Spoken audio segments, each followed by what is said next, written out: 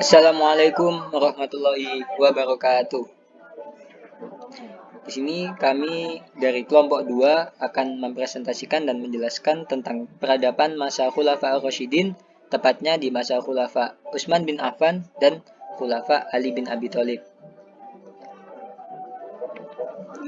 Sebelumnya, kita akan memperkenalkan anggota dari kelompok 2. Yang pertama ada Farah Safia Nauralia dengan NIM 200605110082. Kemudian ada Zuliflah Al-Juhaidah dengan NIM 200605110139 dan saya Aldian Faizul Anwar dengan NIM 200605110170. Kita langsung ke pembahasan. Masuk di masa peradaban Utsman bin Affan. Utsman bin Affan merupakan salah satu seorang yang masuk Islam atas ajakan Abu Bakar di tahun-tahun awal Islam. Utsman bin Affan merupakan bagian dari Umayyah. Pada zaman Abu Bakar, Utsman bin Affan dekat hubungannya dengan Abu Bakar dan menjadi juru tulis Abu Bakar. Karena kedekatannya, ia menjadi utusan atau duta Bani Umayyah. Saat Umar bin Khattab telah wafat, berkumpullah orang-orang yang dipilihnya untuk bermusyawarah. Abdurrahman bin Auf diberi tugas bermusyawarah dengan kaum muslimin. Hasil permusyawarahannya tertuju pada Utsman dan Ali. Karena Utsman lebih tua dan perilakunya pun lunak, maka dipilihlah Utsman bin Affan sebagai khulafa pengganti dari Umar bin Khattab. Dalam pembahasan Utsman bin Affan ini, kita akan menjelaskan mulai dari awal masa pemerintahan, perkembangan Islam pada masa pemerintahan, pemberontakan pada masa pemerintahan Utsman bin Affan, dan akhir dari masa pemerintahan Utsman bin Affan. Awal masa pemerintahan Utsman bin Affan. Utsman dibaiat pada hari Senin penghabisan bulan Zulhijjah pada tahun 23 Hijriah. Jadi mulai 1 Muharram tahun 24 dijabatnya. Utsman bin Affan memerintah pada tahun 644 hingga 655 Masehi, yang pemerintahannya berlangsung selama 12 tahun. Kemudian, selama awal pemerintahannya sebagai khalifah, Utsman bin Affan ini menunjukkan berbagai prestasi yang sangat baik untuk perkembangan Islam. Salah satunya, Utsman bin Affan berhasil memeriksa perkara Ubaidillah yang telah membunuh Hurmuzah dan Jufainah dan seorang anak perempuan Abu Lu'lu'ah. Utsman mengatasi permasalahan ini dengan cara menghukum bahwa haruslah membayar diat kepada ahli waris dari orang-orang yang terbunuh itu. Kemudian diat dipikul oleh beliau sendiri. Beliau harus membayar dengan hartanya. Slide selanjutnya yaitu tentang perkembangan Islam pada masa pemerintahan Utsman bin Affan. Pada masa pemerintahan Utsman bin Affan, perluasan pemerintahan Islam mencapai Asia dan Afrika, seperti wilayah Herat, Kabul, Ghazni, dan Asia Tengah. Selain itu juga daerah Armenia, Tunisia, Siprus, Rhodes, dan beberapa wilayah sisa kekuasaan bangsa Persia.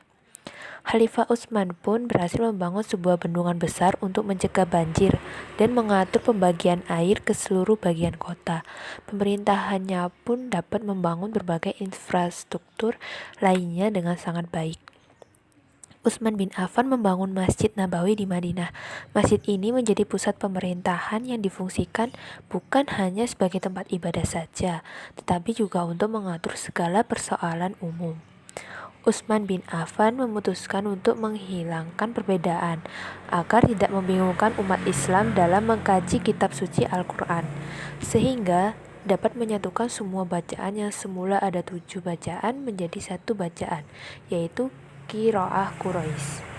Pemberontakan pada masa pemerintahan Utsman bin Affan. Setelah melewati masa penuh prestasi, paruh terakhir masa kekhalifahan Utsman bin Affan harus menghadapi berbagai pemberontakan dan pembangkangan di dalam maupun di luar negeri.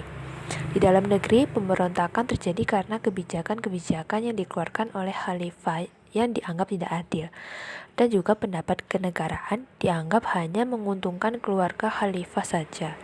Sedangkan di luar negeri terjadi serangkaian serangan balasan yang dilakukan oleh bangsa Persia dan Romawi yang wilayahnya telah ditaklukkan oleh pasukan Muslim. Akhir masa pemerintahan Utsman bin Affan. Pada akhir pemerintahan Utsman, terjadi banyak konflik, seperti tuduhan nepotisme dan tuduhan pemborosan uang negara. Tuduhan pemborosan uang negara karena Utsman dianggap terlalu boros mengambil uang Baitul Mal untuk diberikan kepada kerabatnya. Sementara tuduhan nepotisme karena Utsman dianggap mengangkat pejabat-pejabat yang merupakan kerabatnya. Padahal, tuduhan ini terbukti tidak benar, karena tidak semuanya pejabat yang diangkat merupakan kerabatnya. Selain itu, meski kerabatnya sendiri, jika pejabat tersebut melakukan kesalahan, maka Utsman tidak segan-segan untuk menghukumnya. Sayangnya, tuduhan nepotisme itu terlalu kuat, sehingga banyak orang yang beranggapan bahwa Utsman melakukan nepotisme. Fitnah yang terus melanda Utsman inilah yang memicu kekacauan, dan akhirnya menyebabkan Utsman terbunuh di rumahnya setelah dimasuki oleh sekelompok orang yang berdemonstrasi di depan rumahnya.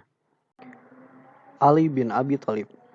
Ali bin Abi Thalib merupakan khalifah keempat yang memimpin setelah Utsman bin Affan wafat. Ali bin Abi Thalib juga merupakan salah satu sahabat Nabi dan juga golongan pertama yang masuk Islam. Secara silsilah, Ali merupakan sepupu Nabi Muhammad dan juga menantu Nabi karena menikahi Fatimah Az-Zahra. Ali telah terlibat banyak sejak masa kenabian. Meski saat itu, Ali masih terbilang muda bila dibandingkan sahabat Nabi yang lain. Namun Ali mengikuti semua perang kecuali perang Tabuk, dan juga Ali pernah ditunjuk sebagai pemimpin pasukan dalam perang Khaybar. Pada pembahasan Khalifah keempat Ali bin Abi Thalib ini akan dibawakan 4 poin. Yang pertama adalah awal masa pemerintahan, yang kedua adalah perkembangan Islam pada masa pemerintahannya, ketiga pemberontakan pada masa pemerintahan, dan keempat adalah akhir dari masa pemerintahannya. Selanjutnya yaitu awal masa pemerintahan Ali bin Abi Thalib. Setelah terbunuhnya Utsman bin Affan, keadaan politik Islam menjadi kacau. Kelompok pemberontak meminta agar Ali bin Abi Thalib mau dibaiat untuk menjadi khalifah. Namun, Ali menolaknya dan lalu meminta pendapat kepada 3 tokoh saat itu, yakni Thalha bin Ubaidillah, Zubair bin Awam, dan Sa'ad bin Abi Waqqas. Karena menurut Ali, 3 tokoh tersebut adalah yang berhak untuk menentukan siapa yang harus menjadi khalifah. Kemudian, ketiga tokoh tersebut berbaiat kepada Ali bin Abi Thalib yang menyebabkan Ali sebagai khalifah kedua setelah Utsman bin Affan.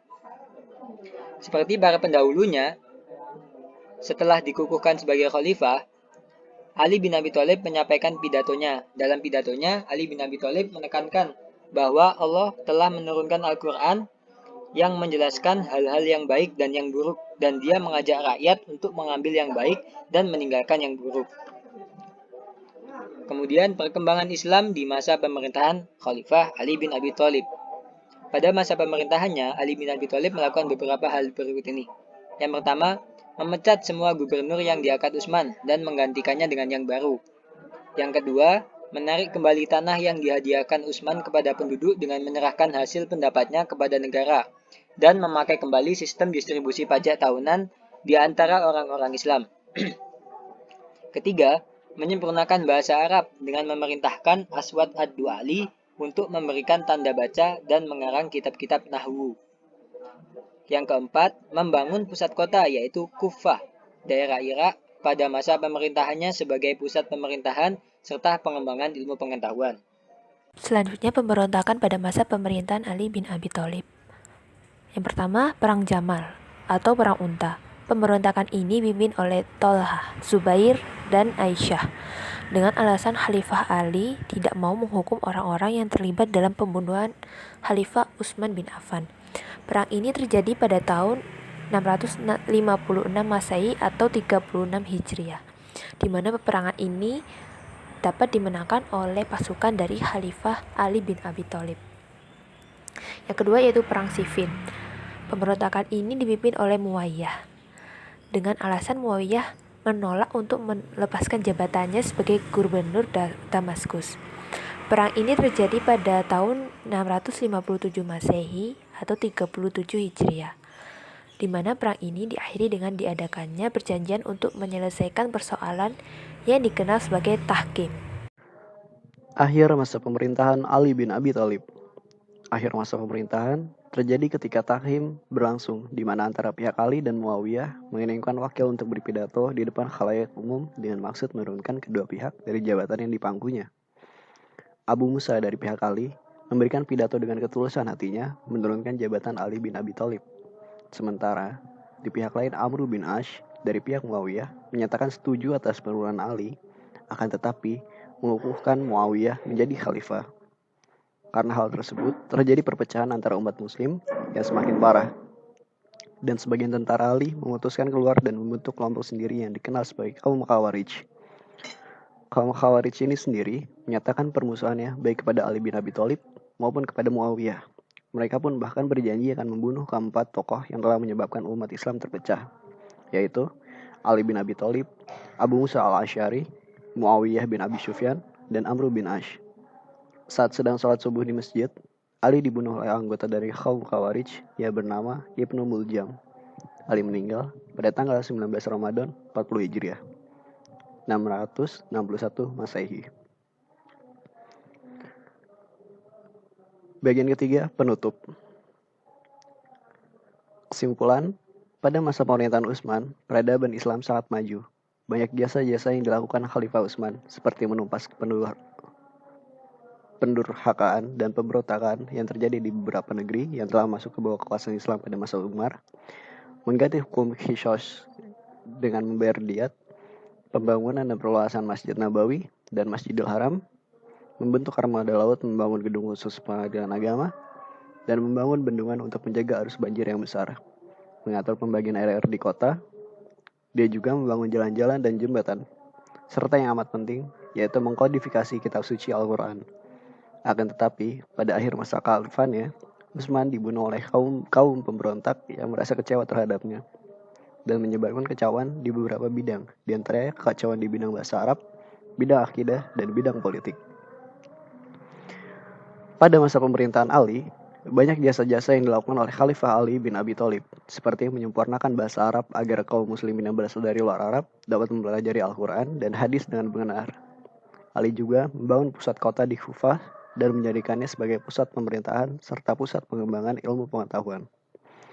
Namun, masih banyak pemberontakan yang ditujukan kepada Ali bin Abi Thalib, dari perang Jamal sampai perang Siffin.